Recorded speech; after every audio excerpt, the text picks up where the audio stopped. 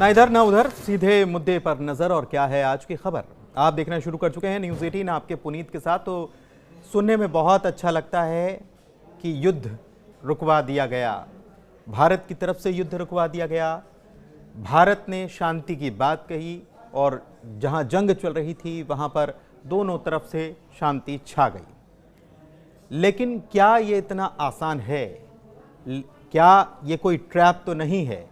बात दरअसल इसलिए आज हम कर रहे हैं क्योंकि ज़ेलेंस्की की तरफ से यूक्रेन और रूस के बीच जो युद्ध चल रहा है उसमें यूक्रेन के राष्ट्रपति व्लादिमीर ज़ेलेंस्की की तरफ से ये कहा गया है कि प्रधानमंत्री मोदी चाहें तो वो युद्ध को रुकवा सकते हैं। भारत इस मामले में शांति की पहल कर सकता है।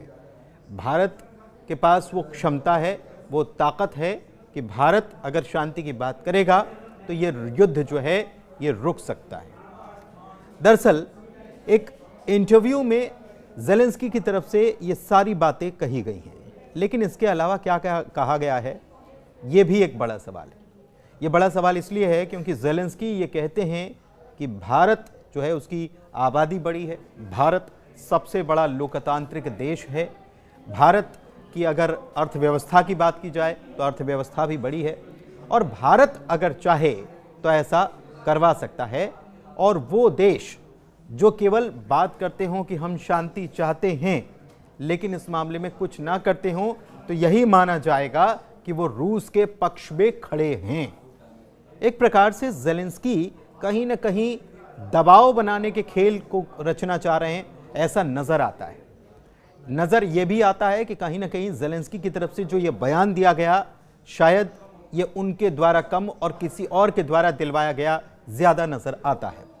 भारत का रुख हमेशा से तटस्थ का रहा है, भारत किसी के पक्ष में खड़ा कभी नहीं रहा है। भारत हमेशा ये बात करता आया है कि रूस हो या यूक्रेन हो, साथ में आकर दोनों देश राजी हों तब भारत उसमें शांति के लिए भूमिका निभा सकता है। लेकिन इस बीच भारत हमेशा से मानवीय सहायता के लिए खड़ा रहा है, उपलब्ध रहा है और यूक्रेन में भी लगातार मानवीय सहायता भारत के द्वारा पहुंचाई जा रही है। लेकिन यूक्रेन के राष्ट्रपति वोलोदिमीर ज़ेलेंस्की की तरफ से जो बयान सामने आया उसके कई मायने हैं। दरअसल आपको बताएं कि हाल ही में ब्रिक्स सम्मेलन आयोजित हुआ और ब्रिक्स सम्मेलन आयोजित हुआ उसमें भारत की तरफ से भी इसमें हिस्सा लिया गया। प्रधानमंत्री मोदी पहुंचे हुए थे, इसमें चाइना भी मौजूद था, इसमें ब्राजील भी मौजूद था, रशिया में तो यह आयोजन हो ही रहा था। तो ये जब ये सारा आयोजन हुआ इसके बाद एक इंटरव्यू में ज़ेलेंस्की से जब ये सवाल किया गया कि आप इस मामले में जो युद्ध चल रहा है इसमें भारत को किस तरीके से देखते हैं, तो उनकी तरफ से ये कहा गया कि भारत इसमें शांति की भूमिका निभा सकता है। लेकिन उनकी तरफ से क्या कहा गया देखिए, एग्जैक्टली मैं आपको बताता हूं। उनकी तरफ से यह कहा गया कि रूस और यूक्रेन संघर्ष के समाधान में जो लोग पहुंचे थे ब्रिक्स सम्मेलन में और मदद करने की बात कह रहे थे, मेरी राय में वो रूस के समर्थक हैं। यानी कि कहीं ना कहीं ज़ेलेंस्की ये कोशिश कर रहे हैं कि जो भी देश इसमें पहुंचे वो अपना पाला चुन लें, ऐसा बताने की कोशिश कर रहे हैं। लेकिन भारत किसी के पाले में कभी खड़ा नहीं रहा, चाहे वो रूस के पाले की बात हो या फिर पश्चिमी देशों के पाले की बात हो, यूरोपियन यूनियन की बात हो या अन्य देशों की बात हो। दरअसल आपको बता दें कि रूस का जब दौरा किया गया था प्रधानमंत्री के द्वारा जुलाई के महीने में, तब काफी आलोचना हुई थी, पत्रकारों ने इसकी आलोचना की थी पश्चिम के, इसके अलावा नेताओं ने आलोचना की थी। और यह तब हुआ था जब वॉशिंगटन में नाटो का सम्मेलन चल रहा था, तब उनका रूस दौरा हो रहा था, तो आलोचना तो हुई थी। लेकिन भारत की तरफ से एक साफ संदेश दिया गया कि हम हमारे निर्णय खुद लेते हैं, इसमें किसी का दबाव काम नहीं करता है, ये एक साफ मैसेज चला गया। लेकिन जब जुलाई में प्रधानमंत्री मोदी ने दौरा किया था और पुतिन को गले लगाया था, उसके बाद ज़ेलेंस्की की प्रतिक्रिया क्या निकलकर सामने आई थी उसको जरा आपको देखना चाहिए, समझना चाहिए और उसके ऊपर गौर करना चाहिए। वो लिखते हैं कि सोशल मीडिया प्लेटफॉर्म एक्स पर उन्होंने लिखा था कि इससे बहुत ज्यादा निराशा हुई।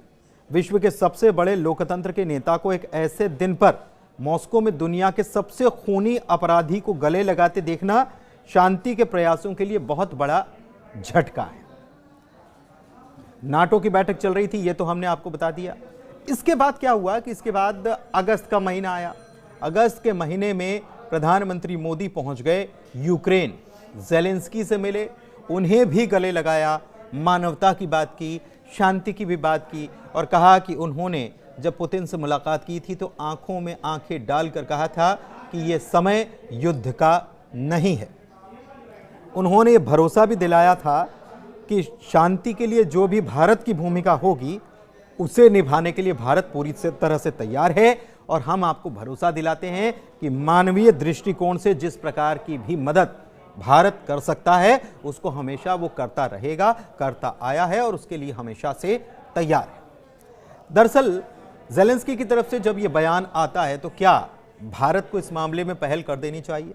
वैसे आपको ये भी बताएं कि रूस के राष्ट्रपति व्लादिमीर पुतिन की तरफ से भी बयान आया था। उन्होंने लेकिन कहा था कि ब्राजील हो, चाइना हो या भारत हो, वो चाहें तो इस मामले में शांति के लिए बात कर सकते हैं। खास तौर पर उन्होंने भारत और चाइना का जिक्र किया था। भारत में बैठक हो सकती है, ये यूक्रेन में भी कहा गया था, यूक्रेन के राष्ट्रपति ने भी कहा था और दूसरी तरफ रशिया ने भी इस पर भरोसा जताया था। लेकिन क्या भारत को इस पचड़े में पड़ना चाहिए क्या? क्योंकि ऐसा लगता है कि पश्चिम बनाम पूर्व करने की कोशिश रूस के राष्ट्रपति पुतिन भी करते हुए नजर आ रहे हैं और ज़ेलेंस्की भी ऐसा ही शायद कुछ करने की कोशिश में नजर आ रहे हैं। हो सकता है कि उनके द्वारा जो ये बयान दिया गया वो कहीं न कहीं किसी और के द्वारा दिलवाया गया हो भारत को किसी एक पक्ष में। क्योंकि देखिए, भारत की अगर हम जियोपॉलिटिक्स सिचुएशन पर नज़र डालें तो भारत की सिचुएशन जो है बहुत ज़्यादा महत्वपूर्ण हो जाती है। भारत सबसे बड़ा बाज़ार है, भारत की अर्थव्यवस्था लगातार ऊंचाई पर पहुंच रही है, भारत की आबादी सबसे ज़्यादा है, भारत का लोकतंत्र दुनिया का सबसे बड़ा लोकतंत्र कहा जाता है और भारत की बात आज पूरी दुनिया में, या भारत का रुख जो है आज पूरी दुनिया में बहुत अहमियत रखता है और पूरी दुनिया इस बात को बहुत अच्छे तरीके से समझती है। लेकिन शायद ये नहीं समझती कि भारत हमेशा से तटस्थता के रूप में नजर आया है। भारत के संबंध ईरान से भी हैं तो भारत के संबंध इजराइल से भी उतने ही अच्छे हैं। भारतीय प्रधानमंत्री फिलिस्तीन भी जाते हैं तो वो इजराइल का भी दौरा करते हैं। भारतीय प्रधानमंत्री अगर यूक्रेन जाते हैं तो वो रूस का भी दौरा करते हैं। तो भारत की तरफ से हमेशा से ये कहा जाता रहा है कि हम दोस्ती निभाने के लिए हमेशा तैयार हैं, हम शांति की बात हमेशा से करते नजर आए हैं और हम शांति की बात हमेशा से करते रहेंगे। ये भारत की तरफ से हमेशा से कहा जाता रहा है। लेकिन यूक्रेन के राष्ट्रपति की तरफ से जो ये बयान निकलकर सामने आया, इसके कई मायने निकाले जा रहे हैं। ज़ेलेंस्की कह रहे हैं कि मोदी पुतिन से कहकर रूस के कब्जे से 1000 यूक्रेनी बच्चों को छुड़वा दें। सबसे बड़ी बात यह है कि ज़ेलेंस्की ने यह भी कहा है कि मोदी वास्तव में आबादी, अर्थव्यवस्था, असर, प्रभाव के लिहाज से एक विशाल देश के प्रधानमंत्री हैं, यानी कि वो भी जानते हैं। लेकिन क्या इतनी लाग लपेट और बहुत अच्छी और बढ़ाई की बातें करने वाले अगर ज़ेलेंस्की ये सारी बातें कर रहे हैं तो क्या भारत को इसमें जाना चाहिए, इस मामले में पड़ना चाहिए? क्योंकि ज़ेलेंस्की की तरफ से कहीं ना कहीं ये कोशिश है कि भारत या ब्रिक्स के देश जो हैं, जो वाकई में अगर शांति चाहते हैं तो वो रूस पर पहले ही प्रतिबंध कई जगहों से लगे हुए हैं और अगर भारत भी प्रतिबंध लगाता है और रूस से जो सौदे हो रहे हैं उसके ऊपर प्रतिबंध लगाता है तो रूस कहीं ना कहीं कमज़ोर इससे होगा और उसके ऊपर ये दबाव बनेगा कि वो युद्ध को शांत करवा दे। एक पहलू इसमें और है और वो पहलू है अमेरिकी चुनाव।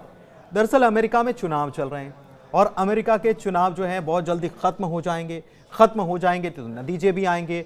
और अभी जो बाइडेन वहाँ के राष्ट्रपति हैं, जबकि अगर ट्रंप वहाँ पर राष्ट्रपति बन जाते हैं तो खबरें ये भी हैं या कहीं ना कहीं यूक्रेन के राष्ट्रपति को इस बात का डर भी सता रहा है कि जो मदद अमेरिका की तरफ से मिल पा रही है उसके ऊपर ब्रेक लग सकता है।